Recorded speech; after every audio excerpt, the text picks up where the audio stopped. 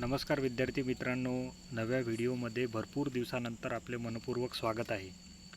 विद्यार्थी मित्रांनो, आपल्या मनातला एक प्रश्न घेऊन आलेलो आहे की बऱ्याच विद्यार्थ्यांसोबत असं का होते की जेव्हा ते प्रिपरेशन करत असतात तेव्हा स्टेट गव्हर्नमेंटच्या जागा येत नाही आणि जेव्हा त्यांनी प्रिपरेशन सोडली असते तेव्हा मात्र भरभरून जागा आलेल्या असतात.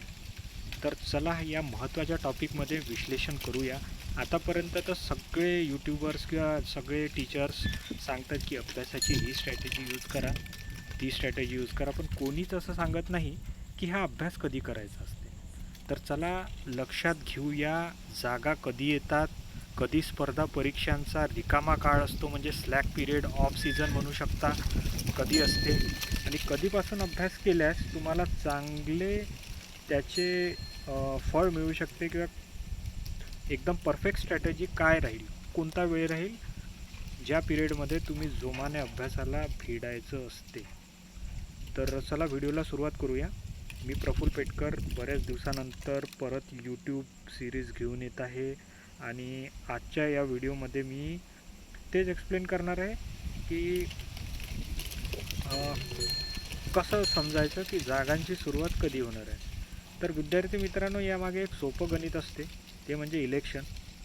कारण तुम्हाला सगळ्यांना माहिती आहे स्टेट आणि सेंट्रलचं जे इलेक्शन आहे ते 2024मध्ये झालं.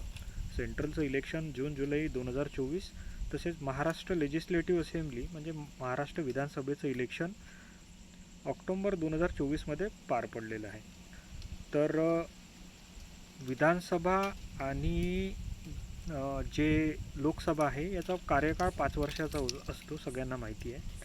आणि जवळपास जेव्हा इलेक्शन झालेलं असते त्या काळापासून तर समोरचे 2 ते 2.5 वर्ष हा पिरियड स्लॅक पिरियड असतो.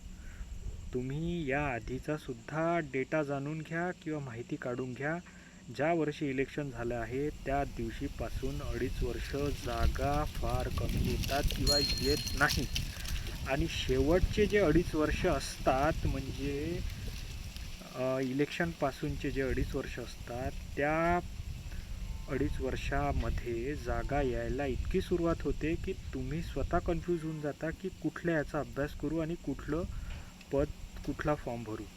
तर सगळ्यात बेस्ट स्ट्रॅटेजी ही आहे की ज्या वर्षी इलेक्शन झालं त्याचे 2.5 वर्ष तुम्ही अभ्यास नाही केला किंवा इतर कामांमध्ये किंवा एज्युकेशन घेतलं, बिझनेस केला, पैसे जमवले अभ्यासासाठी, ते योग्य राहील. कारण कंटिन्यू 5 वर्ष अभ्यास करणं बऱ्याच लोकांना इकॉनॉमिकलीसुद्धा सस्टेन करणं अवघड असते. तर आता या इलेक्शनच्या कॉन्टेक्स्टमध्ये बोलायचं झाल्यास आपले इलेक्शन 2024मध्ये झाले आणि समोरचे इलेक्शन ऑक्टोबर 2029, तसेच सेंट्रलचे इलेक्शन जुलै 2029मध्ये आहे.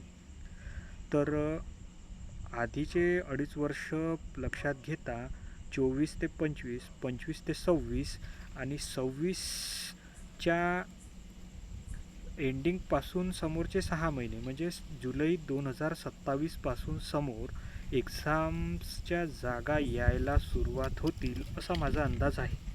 तरी जुलै 2027पर्यंत फारशा जागा येणार नाही महाराष्ट्र स्टेट गव्हर्नमेंटमध्ये, याचे विद्यार्थ्यांनी मने बनवावी. होऊ शकतात MPSCच्या, रेल्वेच्या, SSCच्या ज्या रेग्युलर एक्झाम्स आहेत त्या सुरू होतात, पण ज्या स्पेसिफिक एक्झाम आहे जसं नगर परिषद आहे, आरोग्य विभाग आहे किंवा इतर कोणत्या डिपार्टमेंटल भरती असेल जसं पाटबंधारे विभागाच्या ज्या भरती आहे त्या जुलै 2027च्या नंतरच पाहायला मिळतील. विद्यार्थी मित्रांनो, हा पॅटर्न बिलकुल लक्षात घ्या तुम्ही. आणि असं समजून चाला की 1 वर्ष तुमच्याजवळ जागा नसतील तर तुम्ही आपली स्ट्रीम भटकू देऊ नका. बरेच विद्यार्थी स्टेटचा अभ्यास करत असतात पण स्टेटच्या जागा येत नसल्यामुळे ते सेंट्रलच्या एक्झामकडे जातात, जसं SSC रेल्वे आहे. आणि इथे नॉर्थ इंडियामधले म्हणजे UP, बिहार, राजस्थान इथल्या विद्यार्थ्याशी महाराष्ट्रीयन विद्यार्थी कॉम्पीट करू शकत नाही, कारण ते आधीपासूनच या स्पर्धा परीक्षांचा अभ्यास करत आलेले असतात. आणि कुठंतरी जेव्हा ते SSC, रेल्वे आणि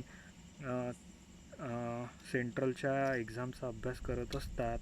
मग स्टेटमध्ये जागांची भरती सुरू झाल्यावर परत अभ्यास चेंज करतात आणि यामध्ये त्यांचं कुठंतरी एक स्ट्रीम भटकून जात असते.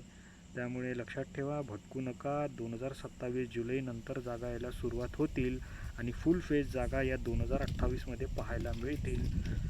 तर या व्हिडिओमध्ये इतकंच. आपण नेक्स्ट व्हिडिओ लवकरच येऊ तुमच्यासमोर. तोपर्यंत धन्यवाद. नमस्कार.